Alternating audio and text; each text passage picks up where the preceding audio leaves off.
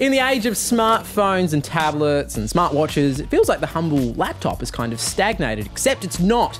Very soon we're going to see big innovations in batteries and processors and screens with your humble laptop. And to talk us through that, we have our panel this week. Wendy Zuckerman is a science and technology journalist from Around Radio National, and Luke Hopewell is the editor of the tech website gizmodo.com.au. Luke, you're about to head off to the Computex conference in Taiwan. What are the sorts of innovations we're about to see?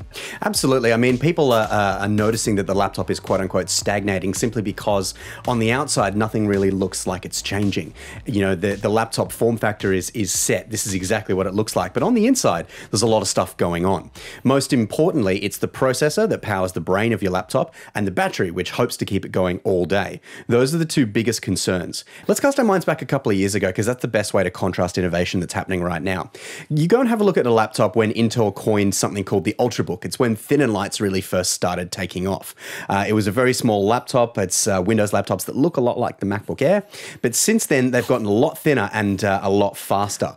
What's been happening is that all the stuff, you know, your RAM, your storage, your processors that's mounted inside the computer used to be all over the place. It used to be your processor was up here, your RAM was down here.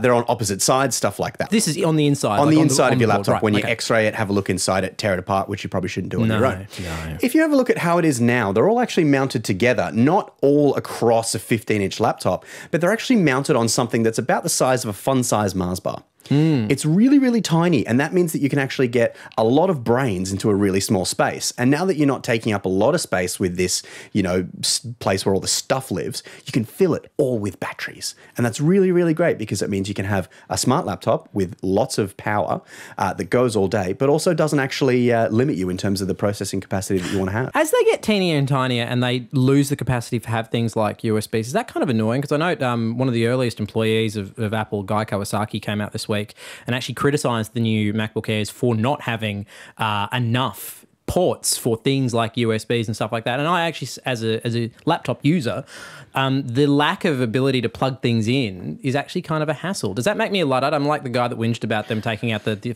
floppy disk on the iMac. Yeah, it's hard to know whether you are a Luddite or whether it's just in transition. It would be awkward if a Luddite hosted this show, though, wouldn't it? I mean, obviously within this context, because I have the same intuition. Wait, where do I stick all these usual things that I stick into a laptop? But I really think it's just a transitional thing that we need to change our mindsets about the way that we do interact with laptops. Talk to me about screens, because obviously they get sharper, but one of the things I find myself increasingly doing because I'm an idiot is touching my screen because I'm so used to iPads and tablets.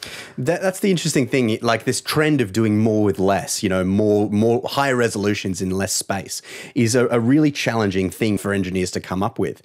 So if we'll touch on resolution first. They have to come up with a way to actually reshape the way screens are made based on the individual pixels in every single screen. There's millions of pixels in these screens to actually fit everything in so that you don't need more gadgets off to the side to control it. Onto touchscreens for a second, that actually takes up a lot more space as well, because you have to have different layers on top of your screen to enable that touch. There are a new segment of laptops, you know, air quotes, coming onto the market that actually allow you to do a lot of different things to take advantage of touchscreens. You can have convertibles that actually clip off and clip onto the keyboard. You can have 360s, which turn all the way around so that the keyboard's on the back and you can use it like a traditional tablet.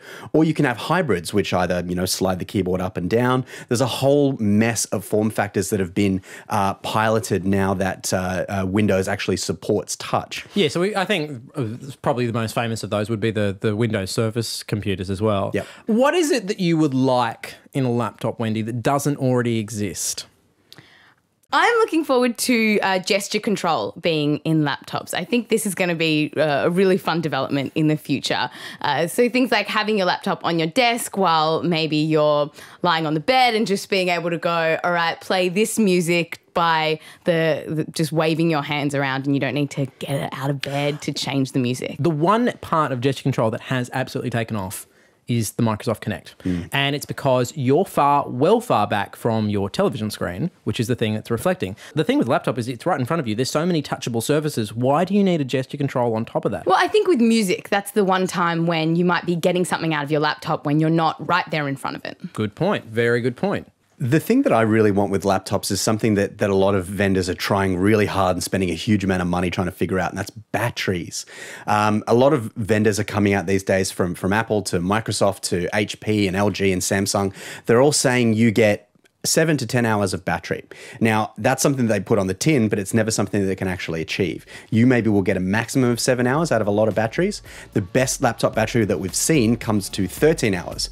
That shouldn't be an exception. That should be all of them. All of them should have plus 10 hours battery. It should be like your smartphone. All right, we'd love to know in the comment section down below, what are the sorts of innovations that you would like in the next generation of laptops? Do you want touchscreens? Do you not want touchscreens? Do you want all of the keys to be written in Cyrillic? I don't know. It's entirely up to you. Let us know in the comment section down below.